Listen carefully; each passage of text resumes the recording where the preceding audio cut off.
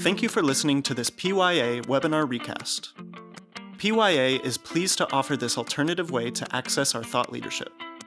This is a recording of a previously delivered webinar. The information is accurate as of the date of the original event. The video recording, slides, and associated material for this and all PYA webinars are available on our website at pyapc.com. This podcast is for educational purposes only. It is not intended to be used as legal advice or an official opinion.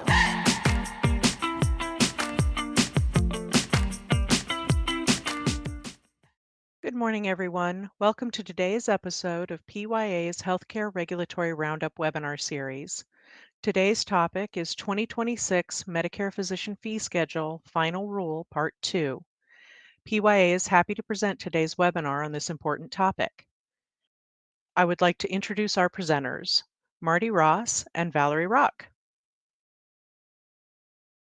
Thank you, Jennifer, and good morning, everyone. Thank you for joining us for the last webinar of 2025. And what a year it has been. But we are going to go out with a bang, addressing the second half of the Medicare Physician Fee Schedule. If you joined us last week, we covered in part one the conversion factor, the new efficiency adjustment, the practice expense methodology, MIPS, ASM, and MSSP, and all the acronyms. So today I am joined by my colleague, Valerie Rock, who leads PYA's Revenue Integrity Team. She is a true aficionado when it comes to the Medicare Physician Fee Schedule. She sees all the details. So she's going to cover today the telehealth changes, the global payment reforms, and skin substitutes. And I'm going to bring us home with care management and wellness and prevention. So Valerie, over to you. Thank you, Marty. So we're going to kick it off and talk about a bit about the telehealth services and where we are with that. And of course, it's been a subject of a lot on the news regarding healthcare and where we're at, especially with Congress, because telehealth and Congress are very much linked, right? So we have to wait for them to make the changes with telehealth with the 1834M before we actually are going to see changes to telehealth, but we will eventually see those changes as they can determine how to pay for them. But we do have some things that we still have in place and we can still move forward with, including the telebehavioral health services that are covered, and especially through 1/31/2026. The expectation is that you would have a face-to-face visit with the patient within 6 months, and then every 12 months with the telebehavioral health visits through 1/31/2026. That has been extended to not require that, but until we get that fully fledged and fully in place, we will still see that be required. I know that there's a lot of people that are pushing against this to say what we need. We've pushed everything forward during COVID, and we're in place now. We're all doing this all remotely. So how are we going to move this forward into a face-to-face visit? Many people don't even have brick and mortar places to do this. So there's a lot of push and pull around these guidelines, but we will continue to see this move forward. With the way that telehealth is implemented and the way the codes are determined has in the past few years been through a 5-step process. And CMS decided that it wanted to make it a little bit more streamlined by removing the 4th and 5th step to really focus on, is the service applicable to telehealth effectively? So is the service a Medicare Physician Fee Schedule paid service? Is the service meeting 1834M, which is the telehealth provision, which means, is this with a physician or an APP and an in-person encounter, and then otherwise substituted with this telehealth visit? And are all of the elements relevant to the code applicable to something that could be done remotely? And so they're working through this process instead of adding additional components that work into the safety component, et cetera. In addition, during COVID, there was a provisional status to say, okay, well, maybe during COVID, this is okay, but in the future, maybe we want to take this away. And what they've determined is we're just going to call all of the codes that are on the telehealth list as permanent, and we have the discretion to remove these if we want to. So they're trying to streamline the process and give you the ability to more quickly determine if you have services that you want to apply to be covered under the telehealth provision. You can submit those codes between now and February 10th of 2026 for any codes that you want to be considered for the following year. So the codes that they're looking at currently and that they worked through the proposed rule and received feedback include these added codes to the left of the 90849 multiple family group psychotherapy, G0473 group behavioral counseling, G0545 for the infectious disease inherent complexity code, and these two 9,000 codes for the auditory osseo integrated sound processor programming. These all met those three criteria, whereas the codes that they did not add did not. And so that you can see how these kind of play into the three criteria and they miss the mark in certain instances. So in the dialysis codes, the 90935 through 90947, they said, well, you can't do the entirety of this visit remotely. The INR monitoring is really done mostly by a clinical staff as opposed to a physician or APP. And so they said that that did not qualify for a telehealth service. And then the 98,000 codes that were the additional codes that the AMA added for E&M services provided by telehealth are not yet covered by CMS. And therefore, these are not applicable to a Medicare physician fee schedule payment. So one of the codes that they turned on was the SDOH code, though. They did not delete the code and they did not remove it from this list. And Marty will talk about this later under the care management provision. They also did decide to finalize the removal of the frequency limits for the subsequent inpatient visits, the subsequent nursing facility visits, and the critical care consults. So we no longer have those limitations that were set prior to the telehealth provisions and then further allowed under the telehealth provisions. They saw that there's not a whole lot of data under these codes provided in a telehealth setting.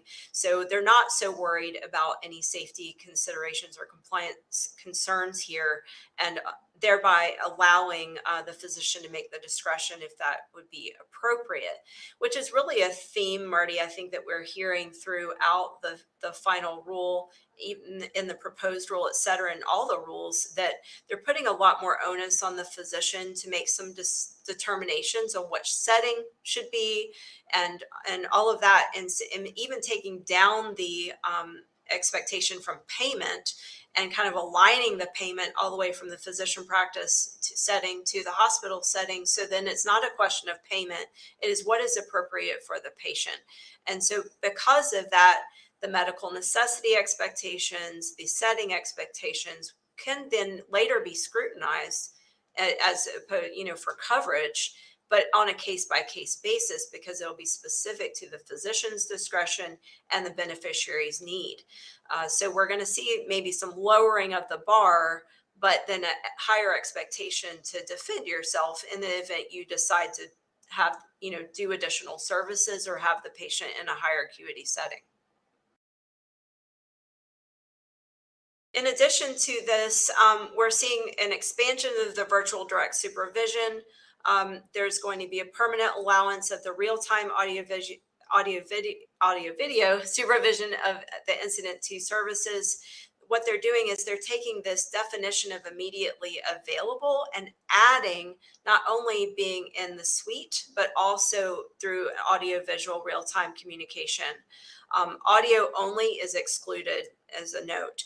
They are excluding the global surgery indicators of 10 and 90 from this permission. So if you have any actual surgical procedures, then that would not be included in here. What it does include is incident to services. I'll note that this provision of 41026 is only speaking to those status or category 5 and the 99211 services in its provision. So that's specifically what they're talking about, and those that they included in the 2025 fee schedule. Diagnostic tests, pulmonary rehab, cardiac rehab, intensive cardiac rehab, and certain outpatient hospital services. So if any of your services qualify under any of these provisions, then you can continue to provide these under virtual direct supervision, ensuring that the physician is available by that audiovisual real-time communication. The teaching physician virtual supervision, they were originally looking to remove this extension of allowing the physicians to provide these audiovisual supervision, even all the way into these three-way telehealth visits. But there was a lot of pushback on not, taking away this opportunity, saying that if we're providing these services effectively in a telehealth setting, then we need to be able to teach the residents how to provide a service in the telehealth setting. So we want to be able to, be able to tap into that and be there for the key provisions and all of that. So why don't we continue to do this? And they actually took a 180 and said, okay, we'll continue to allow this. So this was I guess an effective win for these provisions. So we'll continue to see this allowed. The FQHC and RHC segments had some shifts here. They are, as a reminder, permanently allowing the FQHCs and RHCs to provide mental health visits via telehealth. The 1-year extension to bill for the non-behavioral health visits under the G 2025 is being continued through December 31 of 2026. So you will be allowed to bill for those telehealth services for the non-behavioral health services under this G code. There was some back and forth on how they were going to pay for it. They decided to not go with this air rate model, to still continue on basically a weighted average of all the telehealth services under this G 2025 related to the fee schedule. Valerie, don't get too excited though if you're an FQHC or an RHC, because again, if we don't see the waiver renewed at the end of January, then that requirement that the patient has to be physically present at a rural facility at the time the services are delivered will still apply. So Right. Yes, they can bill for it, but only if it meets those strict 1834M requirements, assuming the waiver is not, extended. Please let the waiver be extended. Please let them make it permanent. I mean, let's get to what we really want here, right? Yeah, right. So. Yeah, which seems, I think at this point, the genie's out of the bottle, the cat's out of the bag, whatever you want to call it. We are in this mode of telehealth, and I think, there's still people being seen in person. It's not being overutilized per se, but we're still seeing the need for this, especially in the rural health setting.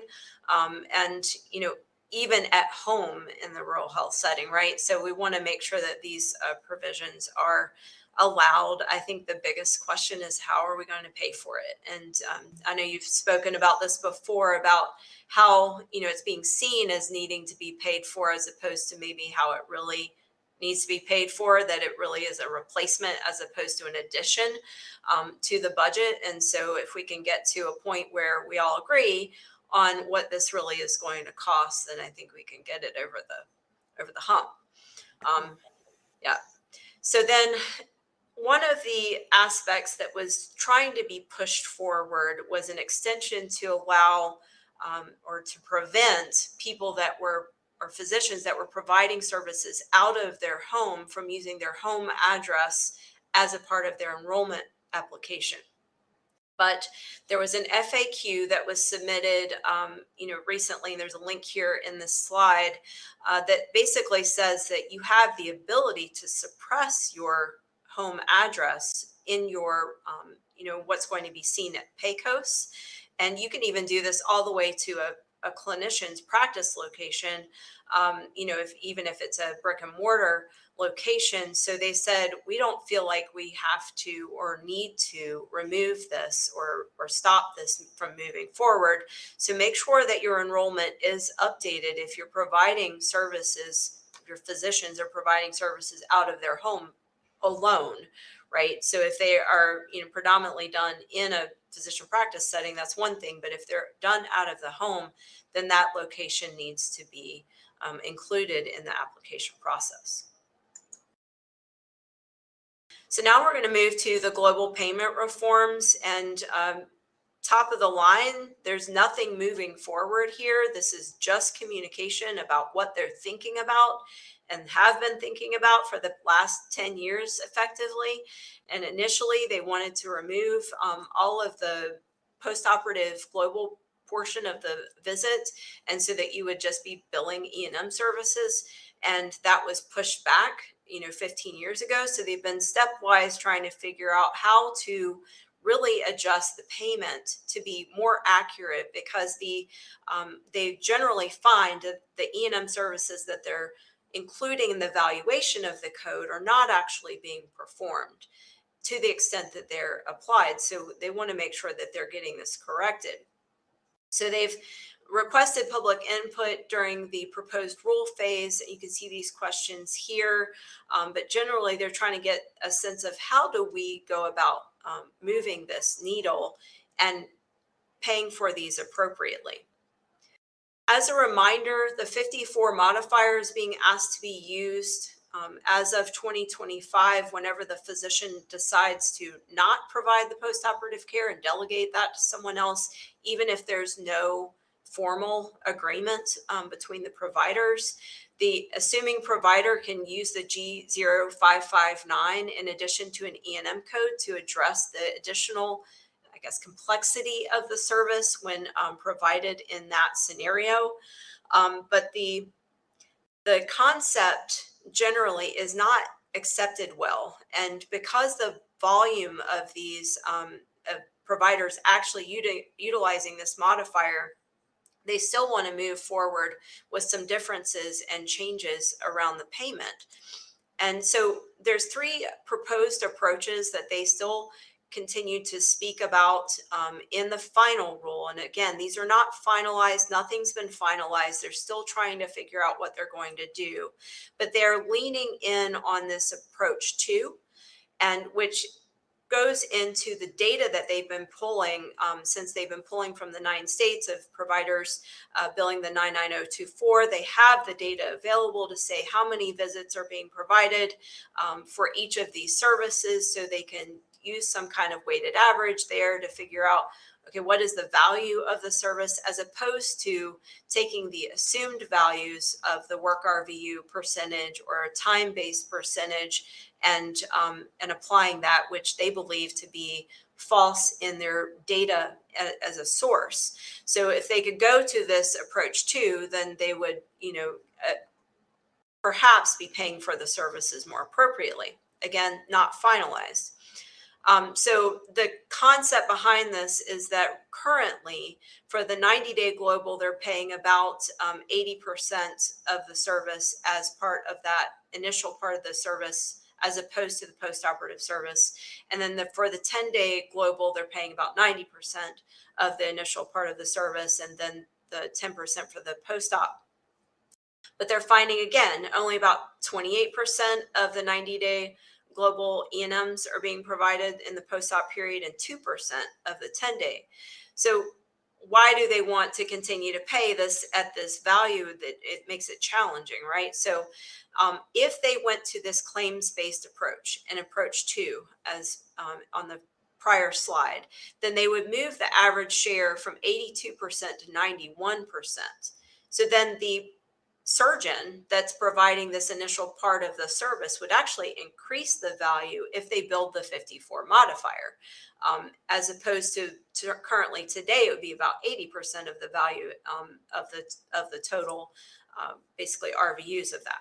So if we move towards this, it would be a higher payment for the person that is, doing the initial care. And if we move to this as we already have this informal approach, then the post-operative provider can bill an E&M and bill the initial visit with the G code, and then everybody's happy. So there may be a way to move this forward that would have an upside to everyone. So it will be interesting to see how this moves forward and if it moves forward. So the last segment that I'm going to talk about is skin substitutes. And this has been a significant shift in how we're going to pay for these services. So to get everybody on the same page, historically, the focus of these types of services has really been around two specific services that are accounted for within the 15271 and 15278 that describe the wound size and anatomic location. But the way that the supply was paid for was based on the ASP plus 6% methodology for each of those specific supplies. But what CMS found was over the past 5 years, the cost has gone from $250 million to over $10 billion worth of spend related to these services, and only the patient count has only doubled. So whereas there's a 40-fold increase on the costs, the patient count has only doubled. So they can see that there's a misalignment with this, that the value has increased without any kind of mitigation or regulation, and they want to get this aligned and figured out. So they've included skin substitutes on the OIG work plan to start looking at this, but they're also deciding now to finalize a standardized payment. In the midst of this, there was an LCD that was released April 25th of 2024 that talks specifically about skin substitute grafts that are cellular and tissue-based products for the treatment of diabetic foot ulcers and venous leg ulcers, these being the two predominant services that are provided related to these skin substitutes. There was a delay in its implementation until January 1 of 2026. So we're right on the precipice of this being finalized or implemented.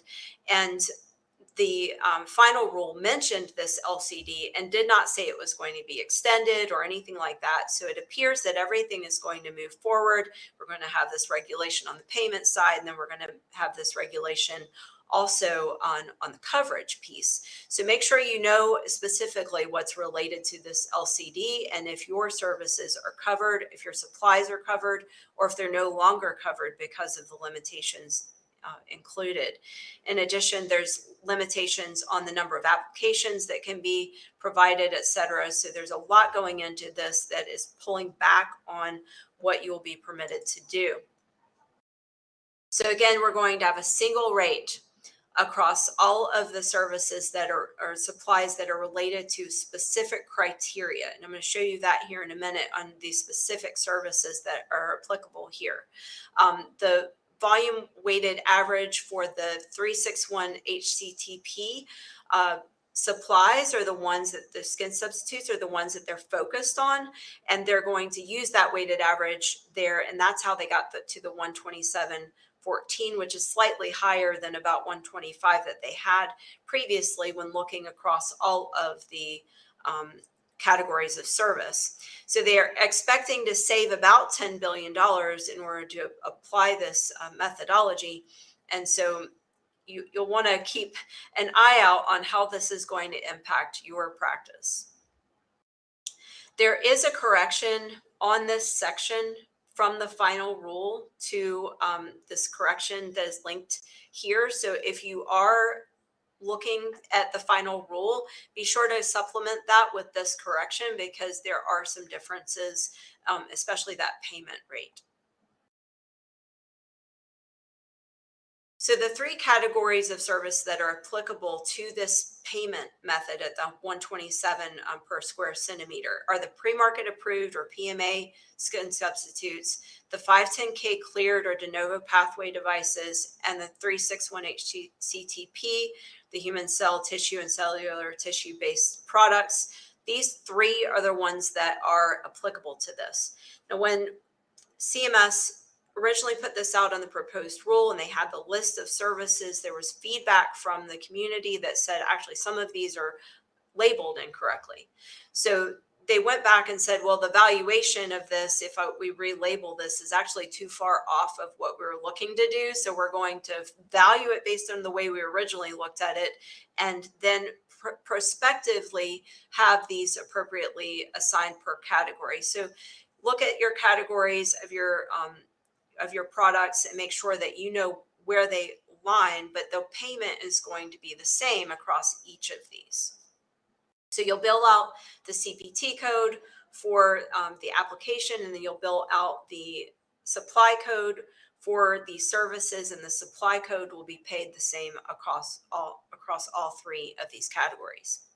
What this does not apply to is the products that are considered biologics, and they've redefined biologics to only include these services that meet the Section 351 specific provision.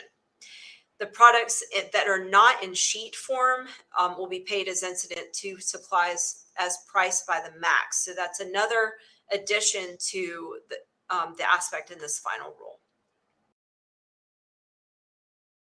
So again, the three categories that are sheepskin substitutes or covered sheepskin substitutes will no longer be paid under Section 1847A. They will now be paid under this new flat fee methodology. The ASP reporting for the skin substitute manufacturers is now voluntary for these specific ones. It's not voluntary for the one that falls outside of this. And then the CPT codes would be billed with the supply code and as an incident to supply in the non-facility setting. Because these supplies are always billed with the application, they're now also converting these supply codes to add-on codes and indicating them as a ZZZ indicator. So what we recommend going forward is to make sure that you know what FDA category your product aligns with. If you're utilizing several products or one product, make sure you know where that fits, because future rulemaking may actually split these different categories into different tiers and pay for them separately or differently. So you want to know where you fit in the process and watch the proposed rule next year as these may be changed additionally. Look at your supplier contracts and make sure that you know how this change impacts you. Are you paying for your supply up front, or are you paying for it on the back end of your, after you receive the supply? Will this impact your, ROI on your supplies? Determine if any changes need to be made, both from an education perspective to your staff or your billing staff or your coding staff, because all of this works through all of your processes. And so they'll need to know exactly how to handle these and how to have the charges flow through appropriately. And as was mentioned on our OPPS webinar as well, this is impacting all the way from OPPS, so the outpatient hospital setting, all the way to this outpatient clinic setting. So this will be a change all the way across the board. Anything to add to that, Marty? Yeah, we talked about this with OPPS. It was just kind of stunning how expensive skin substitutes had become. And CMS, when it announced the 2026 premium and deductibles for traditional Medicare, noted that the rates would have been $11 higher a month had they not made these changes on skin substitutes. So it's just sort of stunning, but it also tells you that CMS just has this incredible power through rulemaking to really disrupt the industry. Because this is certainly going to be impactful for those providers that have been regularly billing for skin substitutes. So it's always something, right? We'll see what it is for 2027, right? That's right. So I'll turn it over to you now, Marty. Okay, let's talk care management and what CMS has done here. And we started this journey back in 2013 when CMS first provided reimbursement for transitional care management. And over now 12 years, they have expanded the services that are reimbursable, even though they are not delivered face-to-face. They're not telehealth services because they aren't replacing what would be a face-to-face service, but now are reimbursing for services furnished outside the four walls of the hospital or the clinic. And as they've developed up these services, they've also refined them based on industry feedback, as well as their analysis of claims data as they see the uptake and utilization of these codes by providers. So it's sort of always an odd discussion when you talk about care management, because CMS is doing its best to encourage providers to deliver these services and trying to clarify the rules and eliminate the ambiguities and the like. Whether they've accomplished that, we'll leave that for another day. But let's talk about what changed in 2026. Now, 2025, the big news, of course, was APCM, Advanced Primary Care Management Services. And this was CMS saying, we're going to provide reimbursement for a practitioner that assumes the responsibility for providing care management services, but does not necessarily provide 20 minutes of service every single month. So as an alternative to billing on the time-based codes, we're going to create this reimbursement for APCM for those providers that have the care management capabilities and have received consent from their beneficiaries to deliver these services on an ongoing basis. And CMS created 3 codes and divided them based on the severity of the patient's condition. So the lowest core code, of course, is for those beneficiaries that have one or no chronic conditions. The middle code for those with 2 or more chronic conditions. And then the third code for those effectively dual eligibles that qualify as that meet the definition of a qualified Medicare beneficiary. And of course, the reimbursement varies significantly through these 3 codes. GO557, which is the 2 or more chronic conditions, the reimbursement there is slightly lower than the reimbursement you would receive for 99490, which is the CCM base code. So yes, we're not tracking time, but obviously having the ability to track time, deliver that 20 minutes is going to enhance your reimbursement. But this has been creating an alternative, working with providers who deliver care management services. APCM has really provided a strong base for them to continue their programs, because for just an assorted number of reasons, you don't hit the 20 minutes. If the beneficiary doesn't answer, that there's other demands on staff time that require that they pay attention to certain beneficiaries, but still are, managing these beneficiaries in indirect ways. So really has stabilized, or at least provided a vehicle to stabilize these care management programs. So the big development for 2026 is the new add-on codes.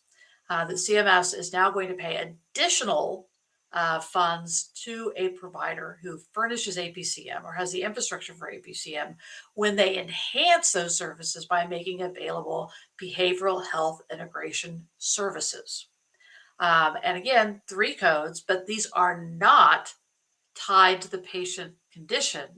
Instead, it is tied to the vehicle that the provider utilizes to deliver behavioral health integration. So we have level 1 code, which is the initial psychiatric collaborative care model. The second is subsequent psychiatric collaborative care model. So we start it. If we start CCOCM, we bill under GPCM1. If we continue providing those services month after month, we bill that under GPCM2. And then alternative to the COCM model, which involves a psychiatrist, is the care management for behavioral health conditions, or the general BHI as we refer to it. And that gives your 3rd code if you're providing services that way. Again, none of these codes have minimum time requirements. And if you build COCM or BHI currently, you're doing that when you meet certain time requirements specified by the codes. The add-on code does not require that. Appreciate that the BHI services can be delivered directly by the billing practitioner or by clinical staff under the supervision of the billing practitioner. We'll talk about that as we go into greater detail on what the codes entail. And emphasize and underline 3 times, CMS makes clear that you're going to need separate consent for when you're delivering APCM. If you are providing the enhancement of behavioral health services, you need to have consent to both.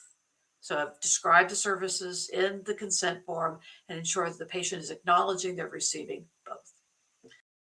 So let's talk about how these add-on codes work. And you do that in reference to the CPT codes for when there was time required for delivering these services. So the correlation for GPCM1 is 99492 and 99494. And this is the psychiatric COCM, meaning that is a 4-person care team when you're delivering COCM. It's the treating provider, it's the BH care manager, that clinical staff member, it's the patient, and then critically important here, it's the psychiatric consultant. And the idea behind COCM is that you have a BH care manager within the practice who is managing a panel of patients, and then on a weekly basis is touching base with the psychiatric consultant to review any particular cases, to identify need for adjustments for medications, and similar type of engagement between that behavioral health care manager and that psychiatric consultant. Now, the psychiatrist is not separately billing for the services they provide. Instead, it's the reimbursement that's received by the treating provider, who then allocates a portion of that reimbursement over to the psychiatrist for the time spent. And that really has been a challenge with COCM, is developing those working relationships between primary care and the psychiatrist. But it's very clear that this is CMS preferred method of delivery of these behavioral health integration codes, but acknowledging, of course, that these relationships and the management of these conditions certainly can be challenging. But by creating the add-on code, when you're doing APCM and having the BHI add-on code, CMS hopes that this is greater flexibility that can further forward the model. Again, for the first month that you're providing these services, sort of getting the process stood up for a particular individual patient, you're going to build the GPCM1. Then for subsequent months where you're delivering these services as part of as an add-on to APCM, you're going to build the GPCM2. Again, the alternative to not involve a psychiatrist is GPCM3. The equivalent CPT code is 99484, again, general BHI. And this is really when you have that care manager playing that behavioral health care manager playing that critical role of the warm handoff from the primary care physician. They're using certain their behavioral health instruments to evaluate the patient's condition, providing support services for that beneficiary. That is, again, that critical piece of that general BHI. And again, we're going to see the same sort of required service components, but noting that now that we don't have the psychiatrist involved, we will also waive the systematic weekly case reviews. Next up on care management is the refinement to the remote monitoring codes. And as you recall, we have 2 types of remote monitoring. We have remote physiologic monitoring and remote therapeutic monitoring. In the world of RPM, that's remote physiological monitoring, the important development for 2026 is the addition of a new code for when the practitioner collects less than 16 days of data.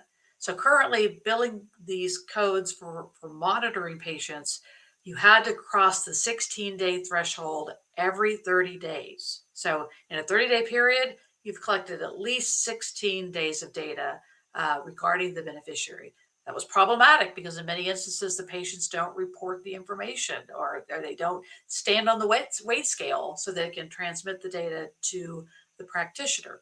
So last year, CPT created the new code that would provide reimbursement when monitoring and receiving only 2 to 15 days of data. And so CMS here in 2026 is adopting 99445.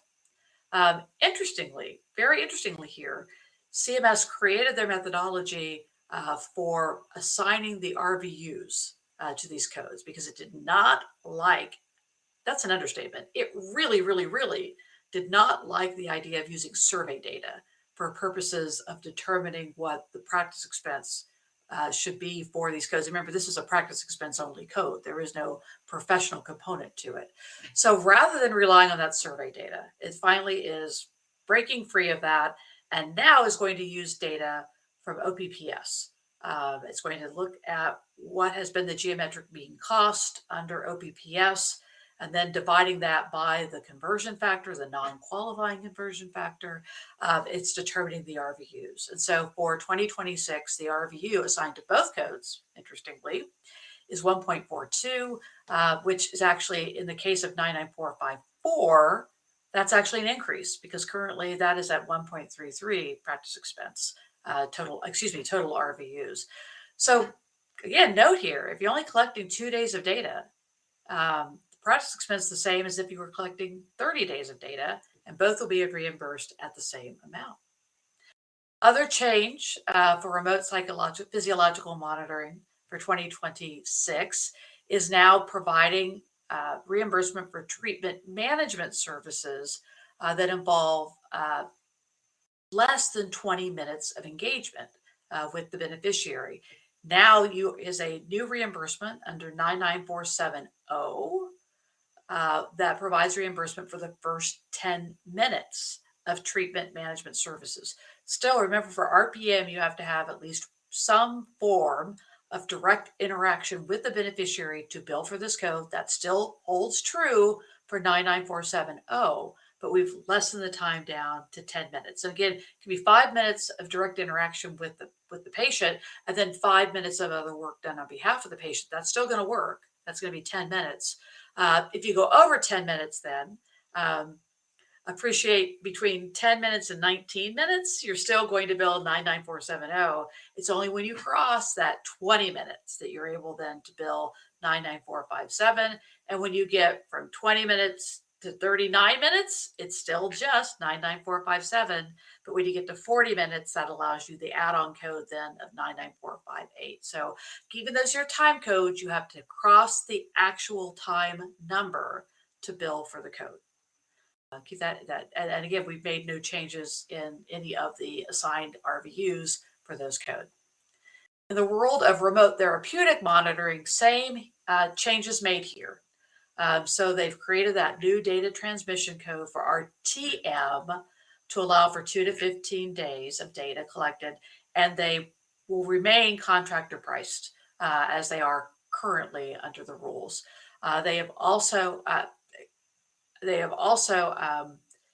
provided that for both respiratory, musculoskeletal, and cognitive behavior therapies. Those are the 3 types of RTM we can do today, and they've followed those same rules to go all the way back to 2 days of data, providing reimbursement.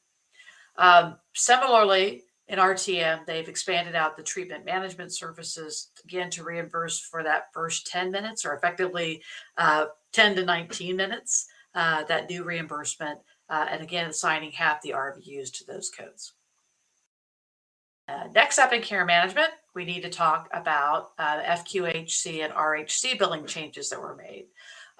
So previously for the COCM codes, the CMS had directed RHCs and FQHCs to bill for those services under G0512, and so they only receive reimbursement for the services without an add-on. And now, effective the beginning of 2026, RHCs and FQHCs should use the usual CPT codes and will be reimbursed again on the national payment amount for those codes. Also, similarly, RHCs and FQHCs will no longer use G0071 for communication technology-based services. Instead, they'll use the individual codes that have been wrapped up in the G0071, and that's G2010, 2025. Codes, I can't do it as well as you, Valerie, at all. G2250, and then that new code 98016, also for sort of that brief interaction by telephone with beneficiaries. You're going to, again, bill under the codes, be reimbursed at the national payment rate for reimbursement there. Finally, let's talk, oops, I hit the wrong button. There you go. Let's talk about the SDOH reimbursement. Again, we go back now to 2023 when we first started reimbursing for these services under community health integration, principal illness navigation, and then SDOH screenings. And CMS has changed their lingo here. And there's a lengthy description in the final rule of using the term upstream drivers of health as opposed to social determinants of health. And those upstream drivers would include smoking, low physical activity, substance misuse, in addition to environmental drivers. So it's a language change to upstream drivers. As part of this, CMS had proposed to discontinue reimbursement under G0136 for SDOH screenings. They said, no, we think it's part of content of other E&M services. We don't think it's necessary to be reimbursing for these services, and so we're going to discontinue. This is, again, one of those examples where comments work because there were a number of comments that, wait a second, this has been a really useful tool for us to gauge beneficiaries in terms of their nutrition and in terms of their physical activity. And the administration is certainly putting a premium on addressing physical activity and nutrition. And so let us continue to use these codes to do these types of evaluations because it is additional work beyond what we typically do in the E&M service. So CMS has. Marty, Sorry, I go ahead. was going to say, I think they did a really good job of commenting and saying and laying out the case why they saw it was above and beyond the E&M service. Because sometimes it's just, sometimes it just doesn't fall well on Right. CMS's ears. But this was really a well laid out case on why it is separate and how it would impact the patient. And so I thought, like you said, it's a good example of how the comments can work. Yeah. And saving really an important code. But noting here that the evidence-based tools change because the evidence-based tools we have been using for SDOH screenings, probably the most common was the Accountable Health Communities tool for reviewing the impact of environmental factors and social factors on the beneficiary. So now we're going to use evidence-based tools that are really focusing in on nutrition and physical activity. And you see there listed on the screen those that are identified by CMS in the final rule. That's not an exclusive list. They're very clear, not an exclusive list, but they're saying we recognize these as evidence-based. And so if you utilize these to determine nutrition as well as physical activity.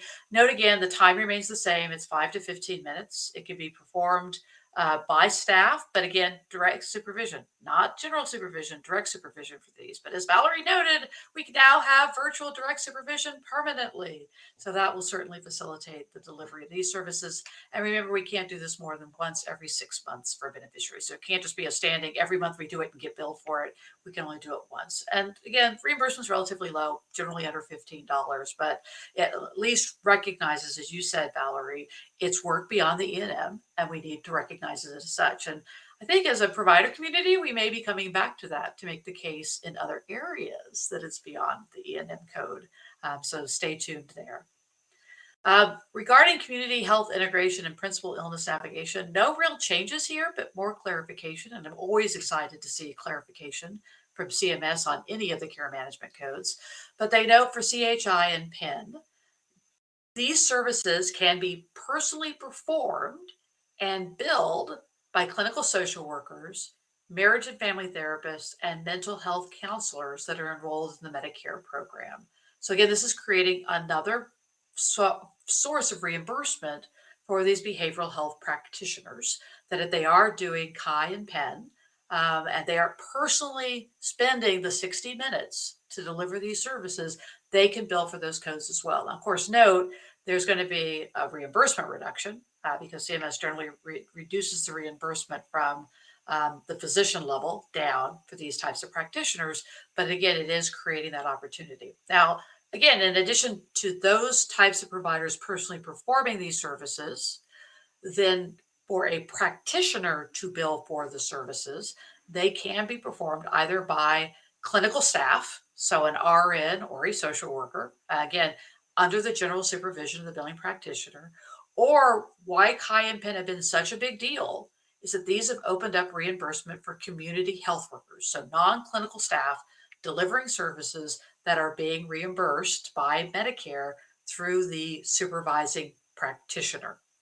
Note again, though, that CMS has made clear that if you're going to be billing for community health workers, that they're going to need to meet any applicable state certification requirements. Here in Kansas, where I'm at, we have very well-defined criteria of how you become a certified community health worker. To bill for that individual service then for Medicare, they'd have to meet those criteria. If it's a state that does not yet have certification criteria, and the ranks luckily are shrinking in that regard, but you would make sure that they have received appropriate training. Again, it's not a 30-minute lecture on how to be a CHW. The requirements for those states that have adopted certification, it is much more akin to an LPN type training. So make sure that those individuals are appropriately qualified to accomplish that. And then finally, because we've added the clinical social workers, marriage family therapists, and mental health counselors, they can't bill E&M codes. So we needed new codes for initiating visits. And so CMS has added 90791, as well as the range of codes for health behavior assessments and intervention services. Those can now be initiating visits for CHI and PEN, either when they're billed by these behavioral health providers, as well as billing practitioners as well. Just a note, and this is not in the final rule, but this is a new voluntary alternative payment model that was announced by the CMS Innovation Center on December 1, the Advancing Chronic Care with Effective Scalable Solutions, or the ACCESS model. It's a really, I think, exciting opportunity ahead in 2026 because CMS will be testing an outcome-aligned payment, or an OAP. I love that, OAP. This is a recurring payment that's made to a Part B provider for managing patients' qualifying conditions. You see there are 4 tracks, so 4 conditions on which they're focused in. This OAP payment is going to vary by the clinical outcome. So if you do a really good job of managing a patient, you're going to get paid more as that access provider. But also exciting here is if you are a clinician that is not necessarily providing these care management services, but you're aligning with an access participant, you're going to be available to bill for a co-management code. If you perform certain services, then, I think they're estimating it around $30 that you can bill for being involved in the patient's management. So primary care provider here, care management company that is participating in this program over here, they're billing for the OAP and receiving payment under the OAP. That allows then the primary care provider who's been managing this patient all along to receive that co-management fee. So a lot of detail yet to be ironed out. Oh, one other point to note is that it's like they've heard us talk about this long enough. If you're in this model, they are waiving the copay and deductible for the beneficiary. So finally, they've given us a vehicle to deliver these services without the copay or deductible. Again, we have lots of detail we need to see. We don't know what the OAP rates are, for example. So we will be seeing a request for application, a RAF, coming out of the CMS Innovation Center here shortly. And it's a short time frame because you're going to have till April 1st to apply to participate and for a July 1 start date. For those of you that can't pull the plug that quickly, there will be another round to begin in 2027 under this model. So more on access as we see detail in the RFA coming out of the Innovation Center. But again, it's really sort of that next exciting iteration of care management services. Yes, I get excited by this stuff. But anyway, let's wrap up with prevention and wellness, what CMS has done in this space for 2026. And most of this work has been done around the Medicare Diabetes Prevention Program. This has been a sweetheart of CMS, but they just have struggled to get it to a point that providers can actually stand up these programs. What has not changed is the eligibility criteria for being a participant in DPP. You have to be an individual who is at risk of developing type 2 diabetes. The particulars are there on your screen. We still have to have NDPP suppliers that have to separately enroll in Medicare. So even if you're a physician practice enrolled in Medicare, you're going to have to, in addition, enroll to be a DPP provider. And you can only accomplish that if you have met the CDC preliminary or full recognition for a DPP program. So it's the Center for Disease Control that has sort of been managing this DPP model in terms of the clinical aspects. And so you're going to have gone through the process of achieving recognition through CDC and their processes, which then will allow you to enroll in Medicare as a DPP. And then the core of this is having 1-hour group sessions with these beneficiaries who are at risk of developing diabetes. You have these 1-hour group sessions that are being delivered by trained lifestyle coaches who are using a CDC approved curriculum. There's 16-week core sessions and then 6 monthly follow-up sessions. So none of that changes. All of that is going to effectively remain the same. But what the big change is, to address this limited participation issue, is taking the lessons learned during COVID, and really improving how we deliver the services, and then also this simplified payment structure that CMS has created.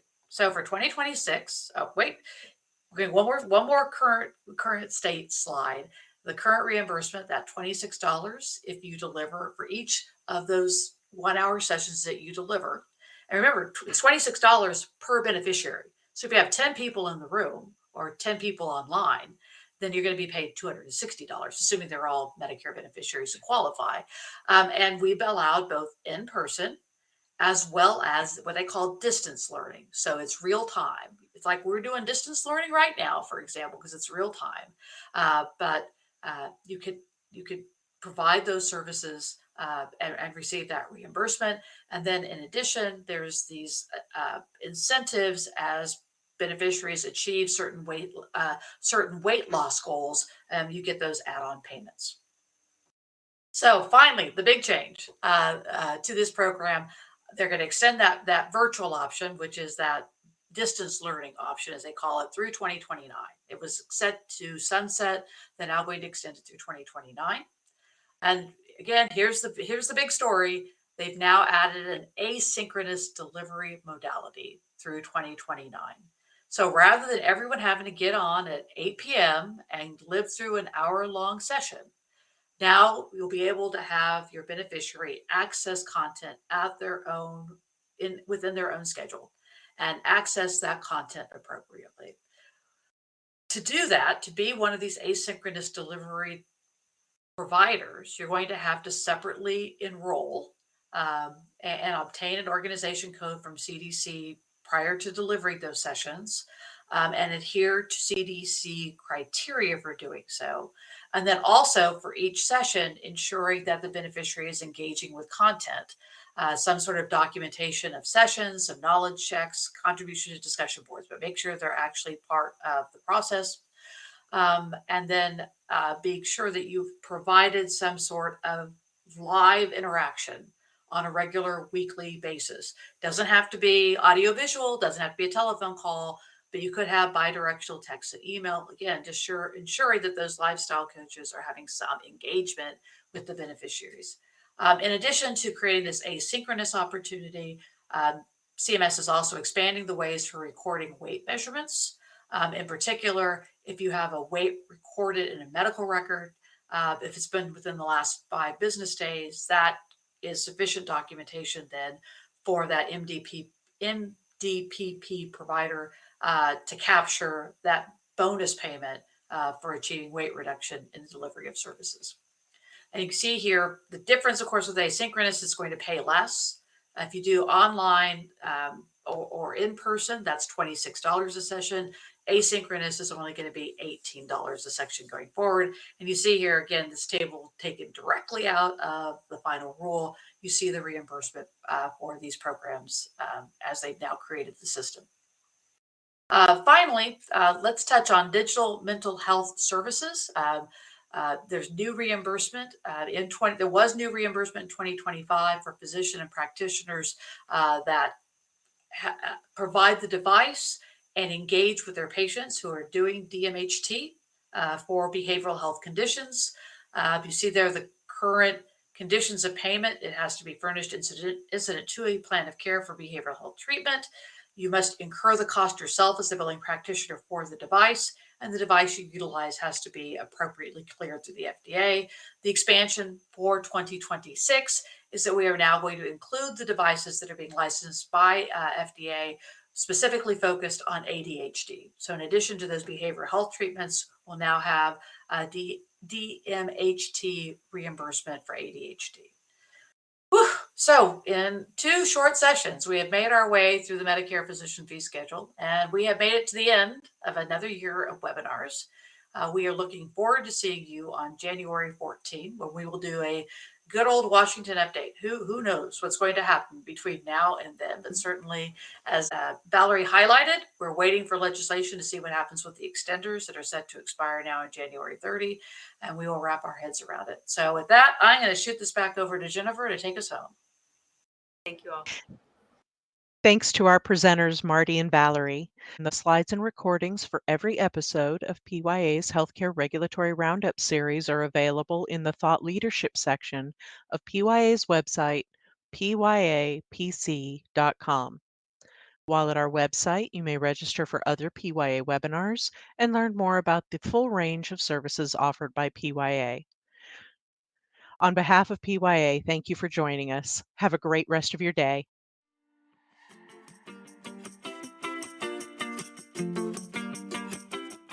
Thank you for listening to this PYA webinar recast. The video recording, slides, and associated material for this and all PYA webinars are available on our website. If you have any questions or if we can help, please contact us at pyapc.com. Thank you again for joining us and have a great rest of your day.